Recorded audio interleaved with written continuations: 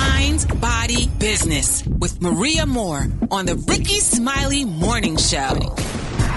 Hey, it's the Rickey Smiley Morning Show. Good morning, Maria Moore. Good morning, Brad. How you feeling, sis? Oh, I'm good. I'm working. I'm good. All right. Good morning, Eva. Good morning, Gary. Good morning, Special K. Shout out to y'all for coming to work this morning. All right. Jesus. In the name. All right. Y'all know getting kids to eat healthy can feel like a workout in itself. So, if you got kids, you got nieces and nephews, trying to get them to eat that broccoli, they start crying and getting dramatic. So I want to talk about ways to improve your child's eating habits, physical health, and emotional well-being. And I was inspired by a conversation we were having earlier this week about, kids getting outside and them not playing outside as much anymore. So first up with nutrition. Now, again, this is just a start. So if your child is addicted to fast food and you are just really trying to get them to make healthier choices, you may want to start by giving them smaller portions of their favorite meals. So they don't feel like you're completely yanking it away, but, taper it down a bit. Another thing that you can do in terms of fruits and vegetables, because we know the babies need to eat that, is by making them smoothies. I don't know what it is about smoothies. You can put some spinach. Smoothies. They love smoothies. They will eat the spinach if you put it in a smoothie. And, some of the grown-ups listening are probably like, maybe I should do that too, because it's hard to actually For real. eat it. So put it in the goddamn smoothie. And one other thing, and this may be a stretch, but, really focus on your child's breakfast.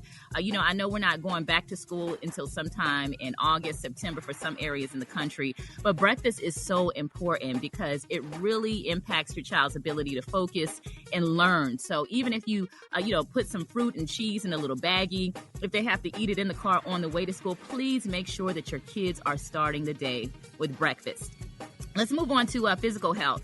My favorite physical activity for my kids to do is house chores, baby. Clean this place up. Yes. Clean out that refrigerator. Get them science projects out the back of the refrigerator. You know how long them fruits and vegetables been sitting there? Just go ahead and clean it out. But one great thing that you can do is to get them in a cycle and a habit of cleaning their own room. Now, this is really important because it gives them a lesson of self-sufficiency. And I don't know about y'all, but have you ever dated someone and you really liked them, but you went to their house and they were just messy? They didn't clean up after themselves. And then it kind of affected the way you felt about them and it made you think, well, can I move on with this person? And so that is just really, really important for kids to learn. Interactive video games are okay. You want to put on Just Dance and get moving with your kid. That's really good. And get the babies outdoors, instead of telling them, okay, well, you got to burn this many calories or you need to run this many miles. Give them a playlist and say, hey, we're going to get active for 4 songs or we're going to run to the fire hydrant and just come back. And then that'll make it easier for them to wrap their mind around getting active. Speaking of being outdoors, let's talk about emotional well-being. Vitamin D. We hear Dr. Collier talk about this all the time, but vitamin D is directly related to your child's mood. It improves the way they feel. So them getting out in the sun is really important. And if you have a community pool or a pool that you can get to some way, somehow, get those babies swimming and get them out in the sun. Last thing, y'all, that I want to share is teaching your kids to level up when they are feeling sad. We see what's happening across the country in terms of, mental well-being, the kids going virtual, and just really where their mind set is at.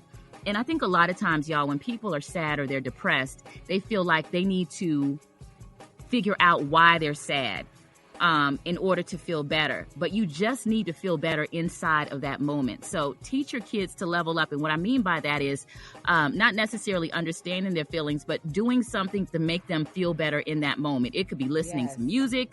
It could be working on a passion project, talking to you, going for a walk. But this is an important life skill as well for them to learn. So that's what I have for you, and I hope it helped all of the parents, the caregivers, the grandparents out there. But it's really important that we invest in our kids because they really are our future, as my sister Whitney Houston would say. That's what I have for y'all today.